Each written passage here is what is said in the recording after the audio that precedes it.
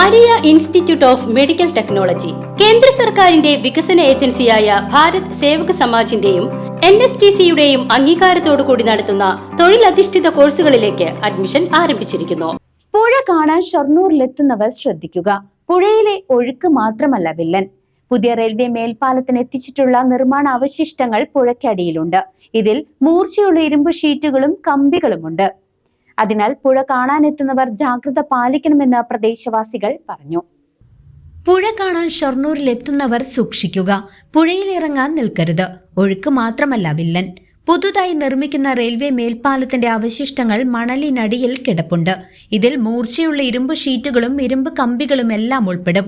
Railway മേൽപ്പാലത്തോട് ചേർന്ന ഭാഗങ്ങളിലാണ് ഇത്തരത്തിൽ മണലിനടിയിൽ ഇരുമ്പ് കമ്പികൾ ഉൾപ്പെടെ കിടക്കുന്നത്. പുഴ കാണാൻ എത്തുന്നവർ പുഴയോരത്തെ മണൽ തട്ടിനരികിൽ പുഴയിൽ ഇറങ്ങുന്നതും മീൻ പിടിക്കുന്നതുമെല്ലാം പതിവാണ്.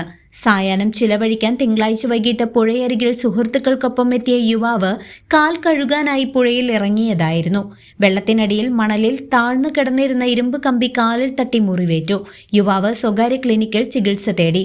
ഇത്തരത്തിൽ പുഴയിൽ ഇറങ്ങുന്നവർ ശ്രദ്ധിക്കണമെന്ന് പ്രദേശവാസിയായ സുരേന്ദ്രൻ പറഞ്ഞു.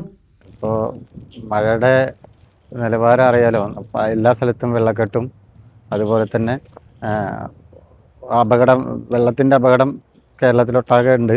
അതുപോലെ തന്നെ ഷൊർണൂരിനെ സംബന്ധിച്ചിടത്തോളം ഷൊർണൂരിൻ്റെ ഈ ഭാരതപ്പുഴ തീരത്ത് ഈ ശാന്തി തീരത്തിനോട് ചേർന്നിട്ട് പുഴയിലേക്ക് ഇറങ്ങാൻ പാകത്തിലുള്ള മൺതിട്ടകളൊക്കെ ഉണ്ട്. അപ്പോൾ ആളുകൾ വെള്ളം കാണാൻ വന്ന ഒരു രസത്തിന് പുഴയിൽ വന്ന് കാല് കഴുകുന്ന ഒരു ക്യൂരിയോസിറ്റിയൊക്കെ ഉണ്ടാവാൻ സാധ്യത ഉണ്ട്. അങ്ങനെ ഉണ്ടാവുന്ന സമയത്ത് എന്താണെന്ന് വെച്ച് കഴിഞ്ഞാൽ പുതിയ പാലത്തിൻ്റെ നിർമ്മാണത്തിൻ്റെ ഭാഗമായിട്ട് ഈ തകരത്തിൻ്റെ ഷീറ്റ് അതുപോലെ തന്നെ ഇരുമ്പ് കമ്പികൾ അതെല്ലാം ഈ മണലിൽ കൂന്ന് കിടക്കുന്നുണ്ട്.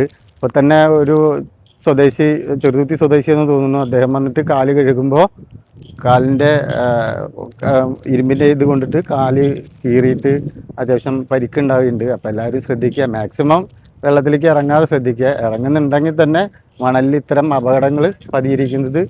News desk CCV.